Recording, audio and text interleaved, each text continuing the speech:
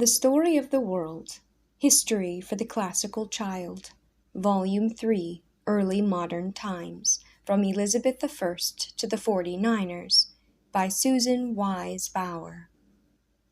Chapter 1, A World of Empires, the Holy Roman Empire. Imagine that you are a world traveler in the year 1600. You've spent the last 20 years journeying around the world. You've slept in Arabian tents, European palaces, and Native American longhouses. You've eaten fermented fish sauce in Rome, calf's intestine pudding in England, sugar-coated beets in Wittenberg, and gilded boar's head in France. You only have 2 teeth left. The rest fell out because of scurvy and the sugared beets. And on your last journey to Iceland, you lost 3 toes to frostbite. You've been bitten by a camel in Asia, a cobra in India, and a water moccasin in North America.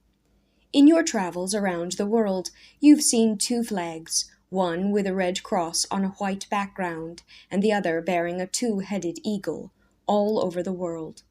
You've seen the Red Cross and the 2-headed eagle in Spain and Portugal and all over Europe, from the Alps up to the soggy coast of the Netherlands. You've seen these flags flying over settlements in North America, South America, and even in the Philippines. No matter where you go, the Red Cross and the 2-headed eagle are there. The 2 kings who fly these flags, Philip II of Spain and Ferdinand I of the Holy Roman Empire, are nephew and uncle, and they rule over an enormous part of the world because of one very fortunate little boy. 100 years before our story begins, in the year 1500, this fortunate baby was born in a cold stone palace in northern Europe. His father was the king of the Netherlands. His grandfather ruled over lands in Germany, and his other grandfather was the king of Spain. This baby, who was named Charles, had 3 kings in his family. When Charles was only 6, his father died, and Charles became king of the Netherlands. When he was 16, his Spanish grandfather died and left him the throne of Spain. When he was 19, his German grandfather died, and he became king over the German lands. Charles was still a teenager, but he was a teenager with 3 thrones. But Charles wanted even more. He wanted the title Holy Roman Emperor. 1500 years before Charles was born, the Roman Empire spread across Europe and down into Africa.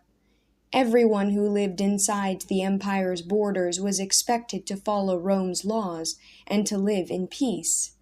This Roman peace lasted until barbarians invaded. Then the Roman Empire collapsed. For the next 500 years, warring peoples fought with each other all over Europe, until a great king named Charlemagne came to the throne of France. Charlemagne conquered the nearby German lands and added them to his own territory. He passed laws to keep his kingdom peaceful. His empire became so large that the Pope, the leader of the Christian church in the West, called the Catholic Church, held a special church service and proclaimed Charlemagne to be the Roman emperor. But the Roman Empire had been destroyed centuries ago, so what did this mean? It meant that Charlemagne's new empire would keep the peace over a large part of Europe, just as the Roman Empire had done in ancient times, and since Charlemagne was a Christian, his new Roman Empire could also spread Christianity through the world. That's why Charlemagne eventually became known as the Holy Roman Emperor. Charles wanted to be known as the Holy Roman Emperor too, but first, he had to convince the Pope to hold a special service proclaiming him Holy Roman Emperor. And the Pope wasn't sure he wanted to give Charles this title and the power that went along with it. Charles already ruled most of Europe. If Charles became even stronger, what would happen to the power of the Pope?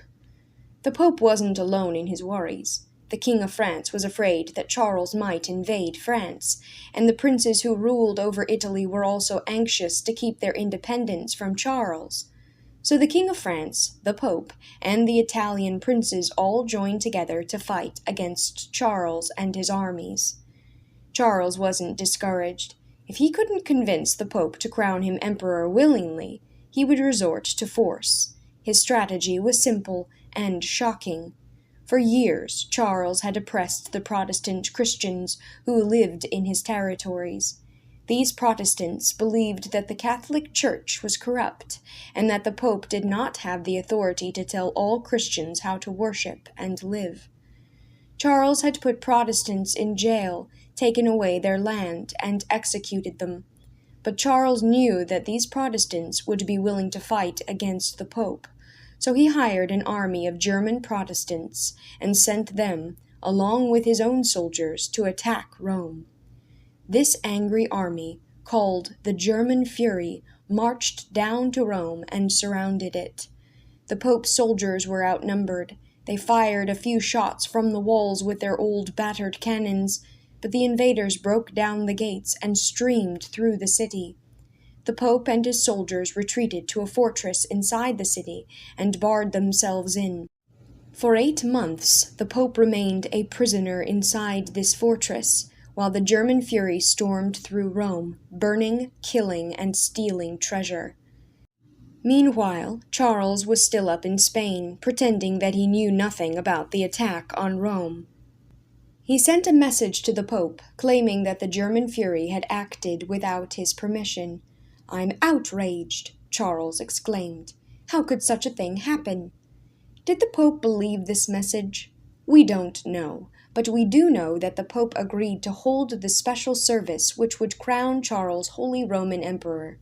In return, Charles helped the Pope to fend off the fury. Now Charles could describe himself as King of the Romans, King of Spain, Sicily, Jerusalem, the Indies, and the mainland on the far side of the Atlantic, Archduke of Austria, Duke of Burgundy and Athens, Count of Habsburg and Flanders, Lord of Asia and Africa. But despite his fancy titles, Charles had plenty of problems. He had spent years and years of his reign fighting, and wars cost money. He was growing poorer and poorer. Within his own kingdoms, Catholics and Protestants were constantly battling with each other, and his Protestant subjects no longer wanted to obey Charles's decrees. 24 years after the Pope crowned him as emperor, Charles decided that he could no longer rule his empire. Dressed in black, leaning on the arm of one of his favorite noblemen, he rose from his throne and told his followers, "I have done my best to protect my country and my faith, but I am too weak and ill to continue the struggle, so I must resign my throne. I will give Spain, the Netherlands, and my Italian lands to my son, Philip." All of Charles's followers wept as the emperor sank back onto his throne. 1 year later, Charles V gave the rest of his empire to his brother Ferdinand, who became the Holy Roman Emperor in his place. Charles went to live in a monastery, where he spent his days praying and reading. He died less than 2 years later. The fortunate little boy had lost his kingdoms, but his brother Ferdinand and his son Philip now ruled over the richest kingdoms in the West, and their actions would change the world.